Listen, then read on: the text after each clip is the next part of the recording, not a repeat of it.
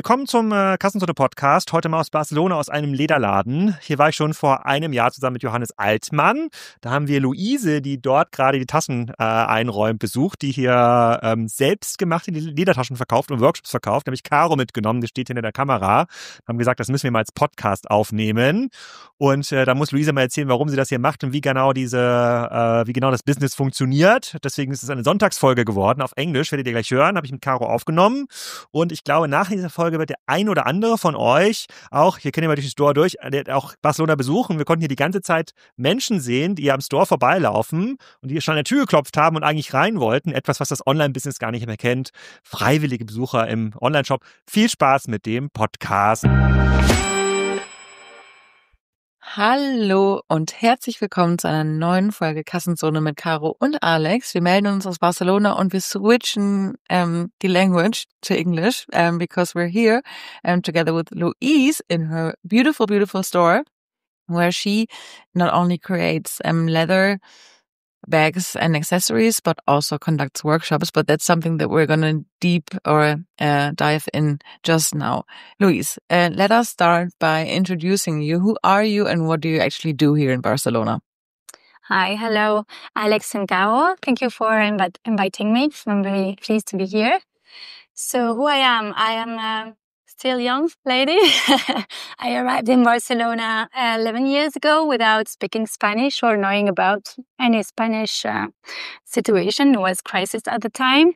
And then I learned Spanish and I decided to create my own store based mainly on my proper skills, making bags. And then slowly it grew as bigger store with a little team, and now we are offering 3 different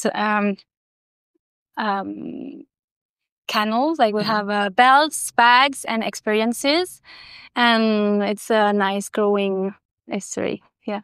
Can you explain a little bit more what's behind the word experience? Yes, I really love to learn, and I wanted to teach somehow, and I think that people enjoy making things, and it feels very satisfying to make something by hand. So I designed a very simple bag that you can stitch in 4 hours. So I really care about the finishes because as I'm self-taught, I studied nutrition, so something completely different, scientific. And craft for me is about making stuff, but I don't like people to say, okay, you made it on Sunday. It's like a hobby. I wanted the bags to be very perfect. So 4 hours, good teachers, and a very nice result people are proud of. So they bring the memory and the product. I met you like 1 year ago when I did like a shop tour during the Shop Talks conference, and I did it together with Johannes Altmann, and we had the thesis, okay, how could like shops in Barcelona use online channels better?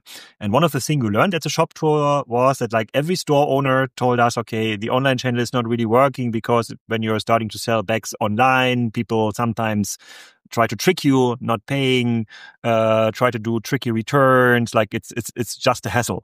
And when I learned about your business here, where you explained, okay, you're selling bag making workshops as an experience in the middle of Barcelona in a very nice store, and the people watching YouTube can see it. And it's such a sensational idea. So there must be long lines of people waiting and knocking at your store doing this. So 2 questions. So when have you started to sell this kind of experience workshop stuff? I think that's nothing you started with like 11 years ago. And how is it going today? How important is it for your business? Okay, so the store actually, the concept, the brand BonEnfant was born in 2019. So it's almost 6 years since I opened the first doors. And at the beginning, it was just bags and workshops. So I really wanted to showcase makers, showcase the crafters, to reconnect people to items. So we have too many stuff and we need to reconnect with the stuff we use. So if you buy a bag and you see the people making and you have this history, this relationship with the item. You can tell the story to your friend. You can talk about Barcelona. You can talk about the crafters you met, extra.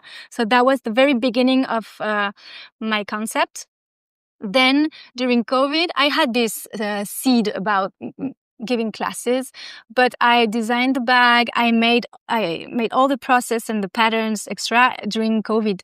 So it's in that store after COVID that I launched the experiences. So it's just like 2 or 3 years old. Mm-hmm. So very, very young. like tours. So in 2020, when was COVID ended? Like in 2022? 2021 ended already? Yeah, it's like 2022. 2022, Yeah. and then how did it work? I will take it back out of your shelf. The bags we can see, in the background, and I will take one out in a minute. Is this something you can create in a workshop here in 4 hours? Here we have 3 areas. There is an area with custom belts. There is an area which is the store, and there is this corner with only hand-stitched items. So you can take it from the right shelf. Yeah. Mm-hmm. Here you have the bucket bag, and on top the moon bag. 2 items, yeah. So you can see the stitches are very big. This is le point cellier. It's I twisted a bit the hand stitching to make it faster, because normally you make the holes with a fork and it's 1 hole per 2 millimeters. So I spaced the hole 8 millimeters and I make the hole bigger. So it's easy to go through. And I really care about the design of the stitching. So I teach the saddle point how to get stitches organized and get a very nice result, because it's satisfying. Like, you don't need to be a professional to see default. It's like a musician. You don't need to be a musician to hear a bad song. You feel it, you understand it. Same thing for stitches. We're very, very used to perfection. So I wanted people to be very satisfied by the result. So making the process a little easier than it is and teach it.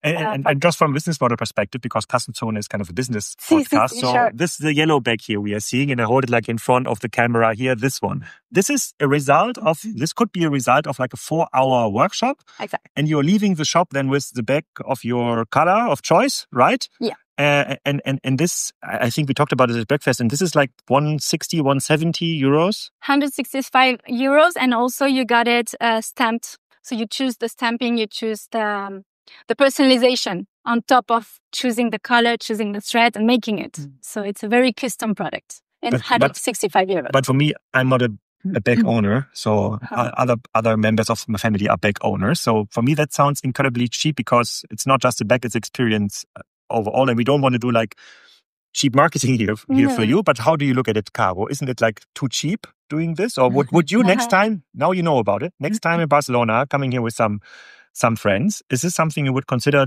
doing? I would Alex, I would definitely consider doing it, and I believe it's such an attractive offer. I also believe that there might be some room for increasing prices, but on the other hand, you also want to kind of, keep the entry barrier low, obviously, for people, coming in, spending time in the city with their friends. But then I'm extremely excited about this concept, because, a couple of years ago, I probably would have tried to tell you that you somehow need to sell online in order to increase your reach for your very, very beautiful products, to be honest. But now I see that there's actually something that you are offering that nobody can really online, because it's an experience. It's a true experience. It also taps into this development of, we're also speaking about, pottery classes and doing and crafting something together, creating your own and even personalized result, is really, really amazing. So now it's rather about not increasing reach for selling, but it's rather about increasing your audience to know that you actually exist and that your products and your services exist. So that's what I feel. Okay, and now we can go to like honest business talks. You are like in a sensational location here in Barcelona. You have now all your suppliers managed. You have like enough leather here.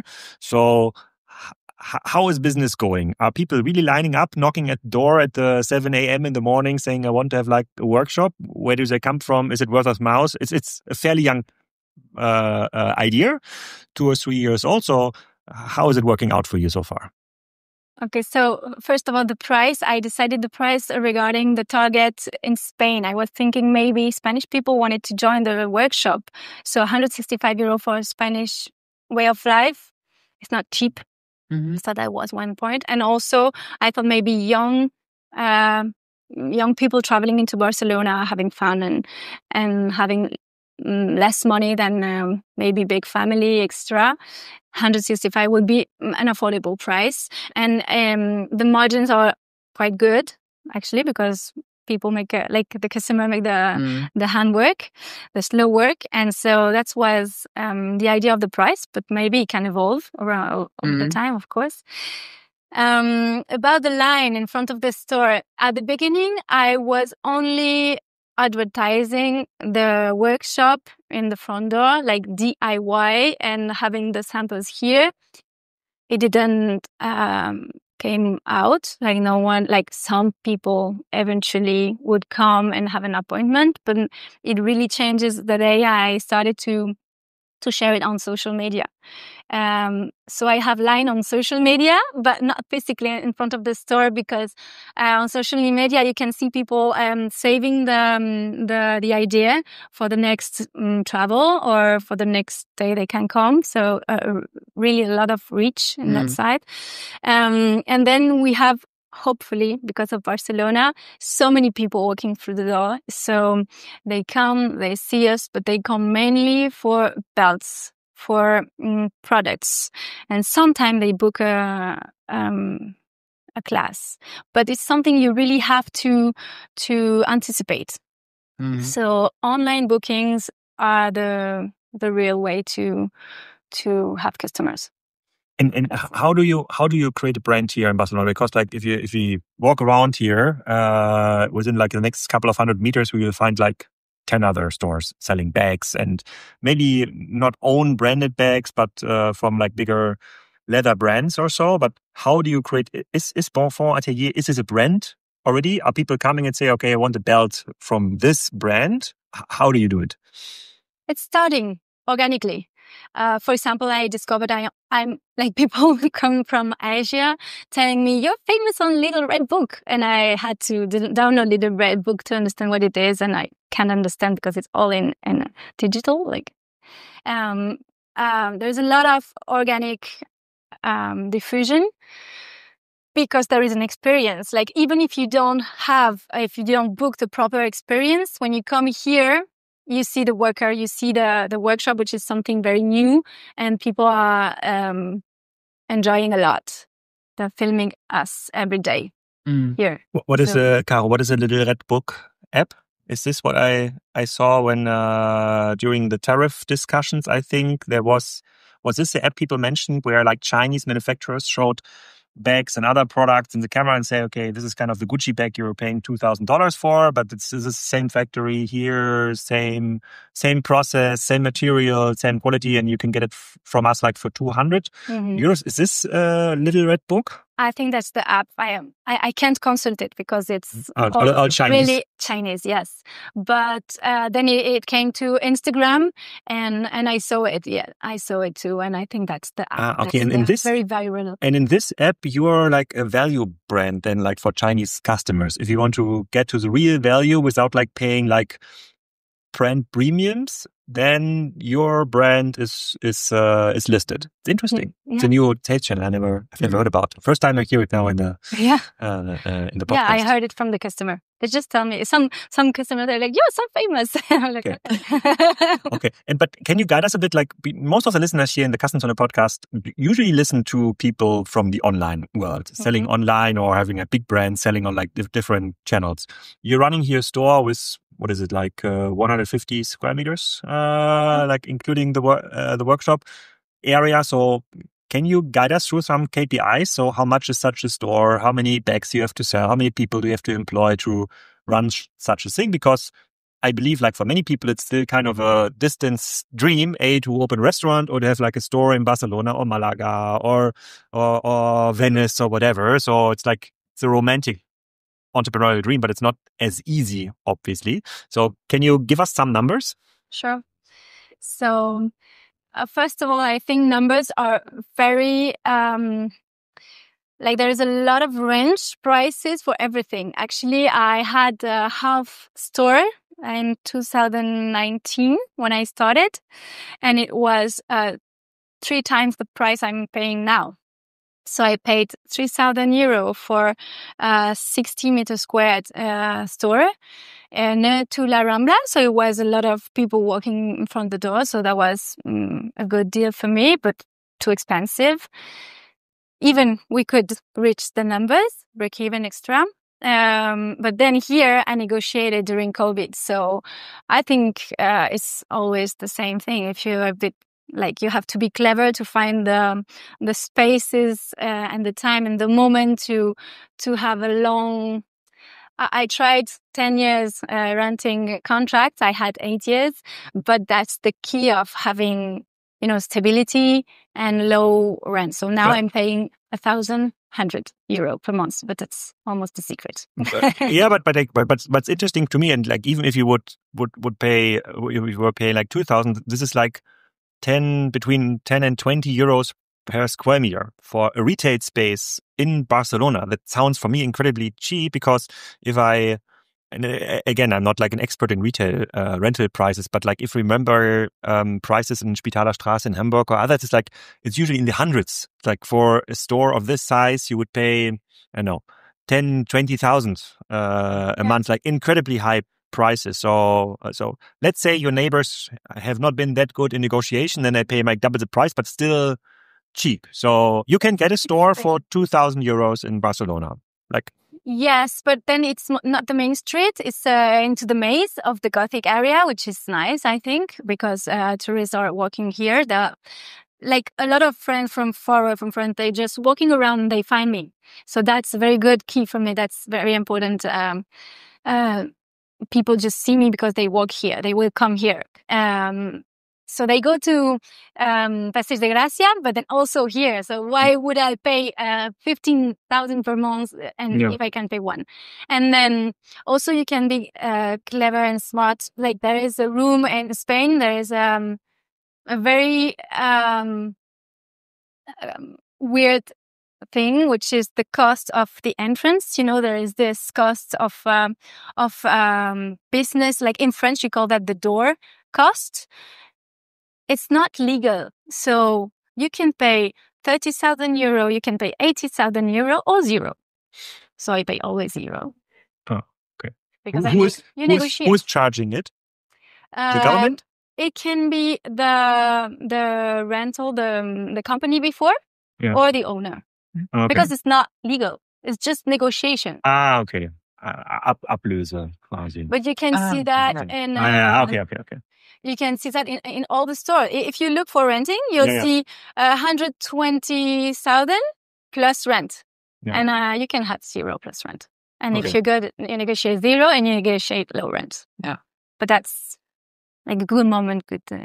Yeah, that's interesting. How do you come up with your designs? Because what I'm now realizing that I'm in here is that you can, since you are the person who creates, everything, and you actually craft the products, you can basically react like real time to trends coming up or people demanding a sort of style, I would believe. How do you come up with your ideas for the products that you have in here?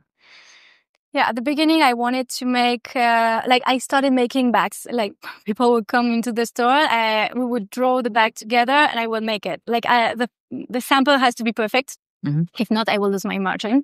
So I learned a lot this way. Also, I'm so self-taught, so it was good for me.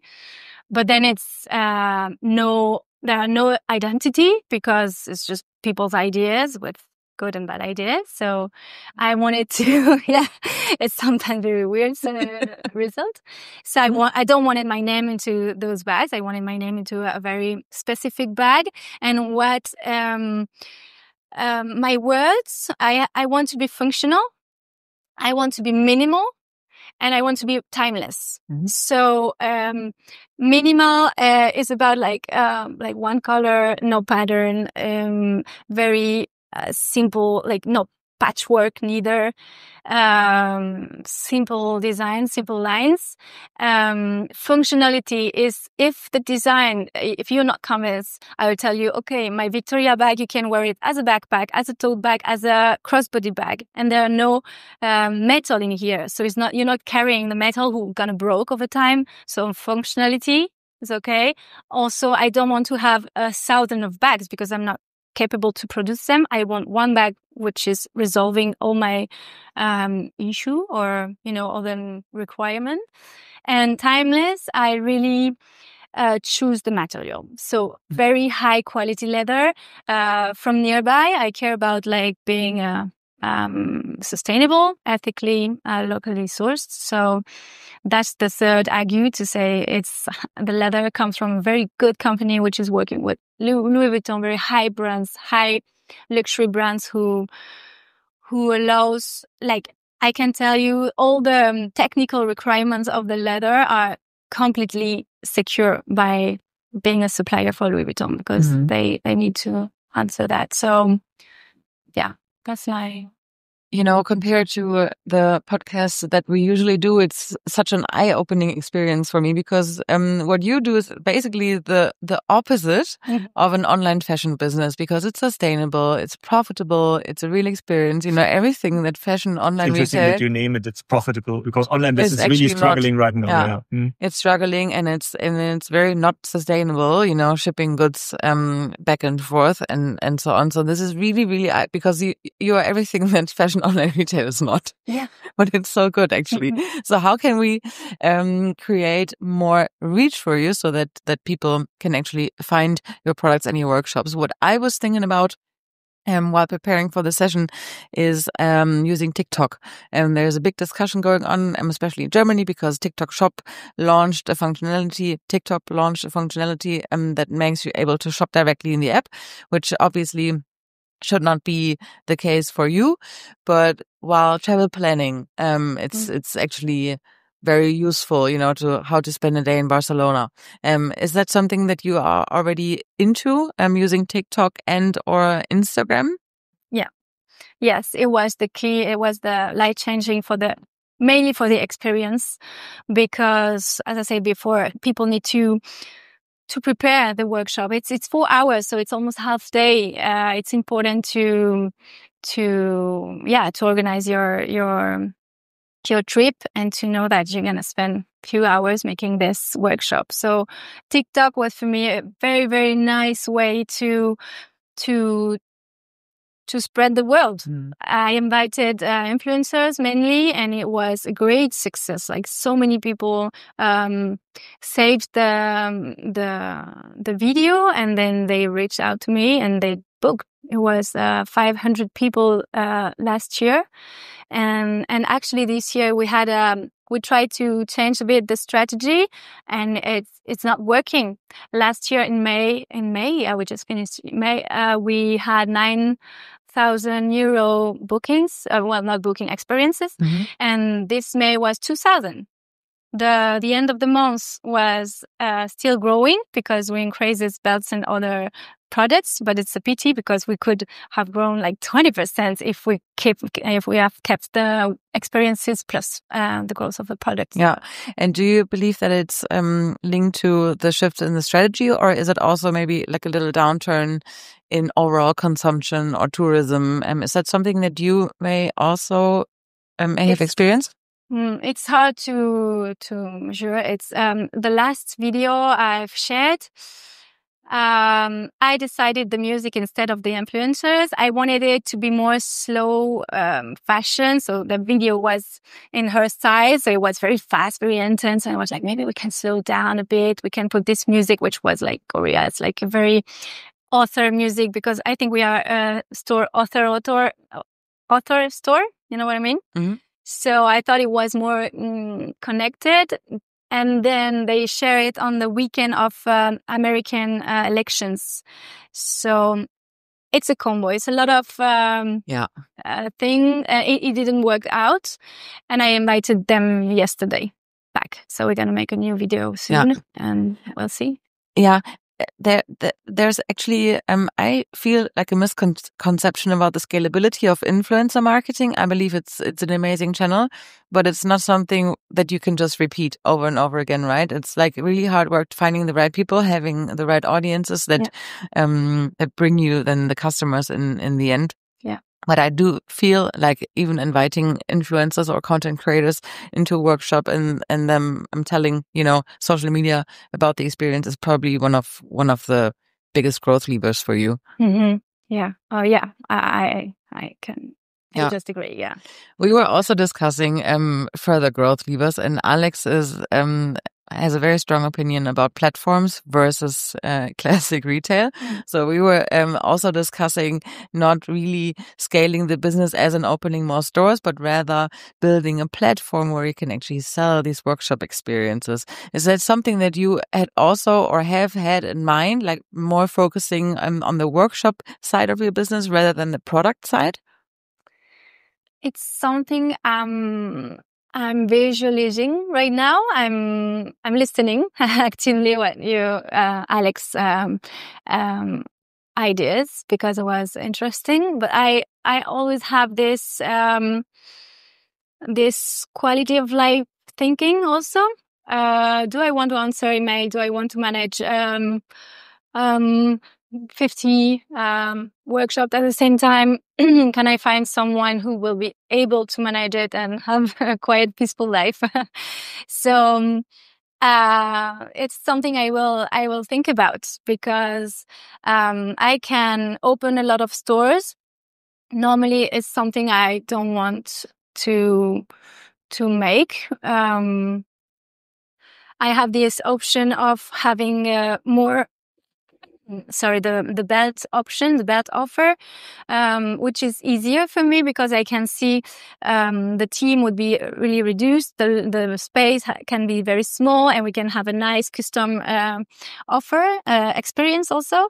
We can give classes, belt making, and then having so many bookings, so I can create like an institution of teachers. And no, it's the first time I think about it this morning, so it will grow. It's a seed. And everyone is just brainstorming this morning. But what I find super interesting, because obviously you're like a bootstrapping founder. So you found the store, you built everything up yourself. You decided how to present like the drinking water and like every shelf. And when I was thinking, or when I'm starting thinking about your business, it becomes obviously very fast super complicated. When we start thinking about a platform, it's something, okay, how do you present this kind of workshop? How can I prevent that somebody's like copying this approach with like injecting search ads? Because people will start searching leather bag making workshops, and then you can start put an advertisement on it. So who can I prevent it? Should it be like Louise's workshop? Should this be the brand? And then you are Louise. It's not easy, and as you already like learned with TikTok and Instagram, it's very hard to scale those channels. So I believe like traditional influencer marketing, where you have like fashion loving influencers coming to the store, doing some of the workshops and talking about it, is still a strong channel. Given the numbers you started to present, we are not ready. We are not finished with the KPIs, so we still have to dig in. So and understanding that like even 2,000, 3,000, 4,000 euros is a big investment for a post, and seeing what even small influencers are requesting now for posts and stories on Instagram, it's obviously a mismatch. So it's very hard like to get influencers with like 1 million followers to do something for less than 10,000 euros. So they must be really, really, really into it. They really must love the product. So we had this conversation yesterday with Tina Müller, the CEO of the Leda cosmetics brands, and it's very, very famous cosmetics, or even global influencers are showing it in the camera for free. But it's hard to get to this point, right? So it's like, how can you trick cool influencers in workshops in here that they start sharing it? Because like the paid channel, inviting some to do the workshop and then sharing something, and you pay per story, it's maybe for a bootstrapping business like yours, where you cannot afford to lose 50K on a campaign, right? You're not like a a big chain or big corporate where you say, okay, we invest now 50K and let's see what comes out of it. So there must be an immediate return for this. And it's not easy in the influencer world at all. But like but I'm still seeing a lot of potential in putting next to you like your online match, like somebody or like some entity that is really managing all the channels, like the 8 hours a day person who's doing videos here in the store, doing smart captions on the video, reaching out to other people. There's like so much stuff you can see and feel and tell here in the store, but it's super complicated. Like, but we are like, Caro and we started like in the online world where online marketing was like the main channel. And it was all about like capturing demand that was already there. So now you have to think of like creating demand, which is like a totally new challenge. So how can you create demand for something nobody ever thought about? Doing a leather workshop in Barcelona where you can go home with a bag, because telling the story like to friends of mine, it's a no-brainer. Of course, we should do it, but nobody is searching for it right now, though they see definitely a big potential. But let's go back maybe like for a couple of minutes into the KPI section. So I understand you have to pay like 1,000 to 2,000 euros per month for the store, but you also need people opening up the store, because you told me it's like 363 days a year open. So almost every week, 7 days a week. And it's not always you opening up the store because you have a family. So how many people do you need to run the stores? And is it just like sellers of the bag, or is it always makers that can do bags and leather belts here in the store? Yes, it's it's also a trick I found. Well, at the beginning, it was me everywhere, so making and selling at the same time. But then I had a partner who were making and selling, because it wasn't so many sales. And now I have two teams, making teams, like the workshop team and the seller team. So I need, I would say 4 people if I don't want to be opening and closing the store and making the bags. 4 people, here it's 40 hours per week. So it's a lot of hours. And then I really care about quality of life. So I really believe if my coworkers are happy, I will sell more. So this is very American way of saying, but I trust people buy here because they feel happiness, they feel confident, they feel comfortable, they feel not cheated. I'm very far away from digital because I'm doing absolutely the opposite. I'm doing a real thing, experiences, handcrafting. So everything is connected to senses. So yes, I have more than 4 people because I want them to smile to you, and I will sell not twice, but 3 times the amount of sales I would make with 4 people working very hard without breathing. So it's a compromise about happiness and happy workers and maybe more hours, but way more sales. So that's my belief in life. Like I really apply what I would like to experience in my daily life and to my business. Yeah, and the marketing costs are they planned for the year, or is it just very opportunistic? You know, when there's an opportunity that comes up to invest in more marketing activities, then you take it, or how do you actually approach marketing at the moment? I would say it's the very same philosophy. I never pay more than 1,000 per post because I have a very human relationship with even the influencers. I invite them to my house. I invite them to my world, and they come here and they see me making everything, and they see my team, and we are family. And I really believe when you connect to the people, you can make nice things, and it blooms easily. So everything went cheaper with more. Yeah. I've witnessed a question because there was just like a Chinese person passing by. So it's like when this is in the, what was the app called? Little Red Book app. So if this is popular in China and like Chinese traveling is like picking up again, because during COVID, or that was the country with like the most restrictive like traveling rules.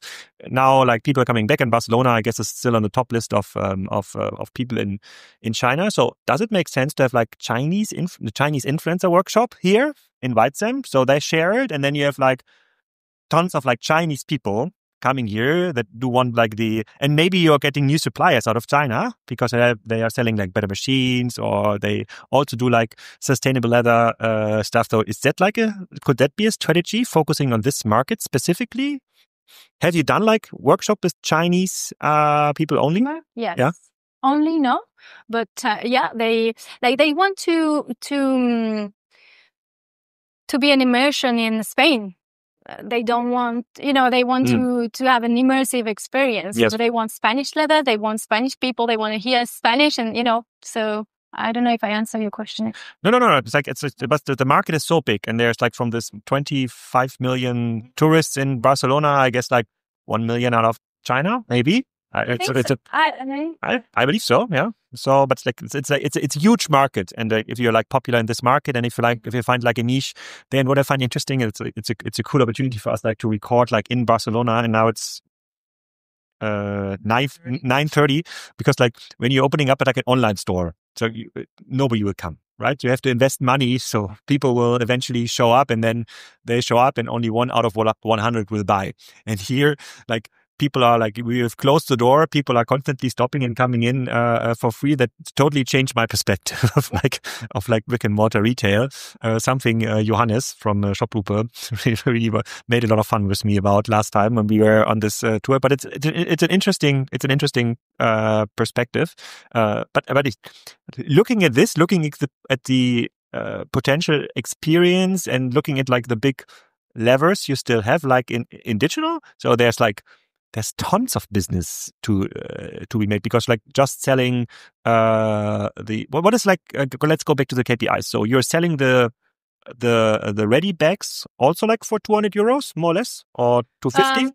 The smallest would be 200 euros. Yeah.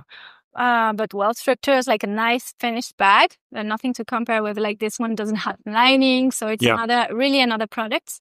Then 230, 380 is the most expensive. We had a travel bag then, but 2 to 400, and the belts, how much are they? Price range is 40 up to, I would say, 90. Okay, but 90 is with like all the customization as possible. But it's still like a limited margin. It's like, okay, in the belt is a better margin than in a bag. So in a 400 euro bag, I guess, including material, working time, 250 euros in margin, more or less. But what I want to understand is it's still a limited business. You have to sell like thousands and thousands of bags actually to get into like $1 million business here. It's not that easy, right? But it's not the goal. What is your goal? The goal is the balance. I don't need that many money. I need time, I need freedom, and I need comfort. So comfort in my relationships with my workers, with my coworkers, with my kids, with my husband. That's what I need mainly. And of course, money. So if I afford having money enough to pay all the team, I really want them to be paid, first of all. And then having an extra to have my own life and travel, and my kids to sports extra. Fair enough. I mean, yeah. I think that's extremely refreshing, and I mean that in the very, very, very best way of looking at your business. And I also feel it's the most authentic thing that I've seen in a very, very long time. And I also feel that will be a key to success in the future, because especially looking at, technology and AI and businesses mainly becoming more of the same, because they're using the same technology and stuff, who's gonna stick out or who's gonna differentiate somehow? And I believe authenticity could be one very, very serious driver. And to me, I wish you all the very, very, very best, and I will tell everybody that I know about you in order to support what you're doing. Yeah, but now helping you a bit like create selling more of the experience. So we have to create like a code for Kassenzone. Let's say what do you want to call it? Kassenzone Barcelona, for example. And when people can reach out to you with the Kassenzone Barcelona code to book the experience. So we put the link in there. I'm wondering how many people will. But like my understanding is, yes, you don't want to sell like millions and millions of bags, but like doubling the revenue, like with the existing infrastructure in the store, like selling more experience workshops, selling some more bags, will help you, right? So Yeah. if it's not doubling the work. What the field, no, in my growth, I think it's more like, of course, being healthy, so having profit. I made a short video. I explained like I don't wake up for money, but as you don't wake up for breathing, so you need to breathe. So I need money. I will take care of my breathing. I will do sport and extra. So I take care of the money, but it's not my goal. My goal number one is to make things properly, to make things honest, because we're tricked everywhere. It feels very uncomfortable. You want to buy a carrot, you're buying chemics. You want to have a healthy carrot, you have to pay for organic. We are in a completely broken world, and I wish we can have like honest relationship, honest product. You buy something, like no one is dying somewhere, because now we see that people are dying somewhere. So it feels uncomfortable and it feels unbreathable. So if we don't breathe, we don't get money. So I will very take care of the humanity, the relationship, and actually everything. Like we all agree with that. You can take the billionaire guy, and it will be the same as I am. He will need to breathe, and he will need relationship, and he will need to. So I think it's working because it's true somehow. Yeah, and it's profitable because there are no lies. We can come. We also. I'm not into marketing. I'm not specialist, so that's why I really prefer to have people coming to me, like influencers, spreading the word, because they know how to write, how to talk in this vocabulary of videos, etc. And I do my job well, and they will spread the word. And as I do my job very well, it will grow. I think that's my philosophy. And I have one last question. Are you selling your bags online, or is it only possible to buy it here in your store? I am selling them online, like it's open. We have an online store, but I put zero energy on it. Zero. Very bad CEO. Like I was telling you before, I think online we are scared, we are shy, we are aggressive, because we've got bad experiences a lot of time, like all of us. Actually, it was one of your questions the last time. Yes. And you're afraid. I think last time when we did the shop tour last year, you said you're afraid of an online order because like there's such a high chance of getting tricked and fraud, returns and whatever, which I found like super interesting, that you try to reduce the online business. And that was the idea of making hugs online, and to how can I tell with just seeing, look at you come into the store and I say good morning. 90% of the work is done, because eye contact, smell of the leather, hear the leather, I see the leather, I want it. Online, how do I do that? How can I do that? It's a lot of energy. Yeah. So not even a chatbot can do this. Yeah. That's right. Yeah. Sensational experience here. So we try to help you selling a bit more workshops. We can definitely recommend like all the Kassenzone listeners to do it. Now we have to head back to shop talks, listening to people telling us to sell more online. Let's see how they try to convince. But it was really refreshing. Thank you, Louise. Thank you for having me.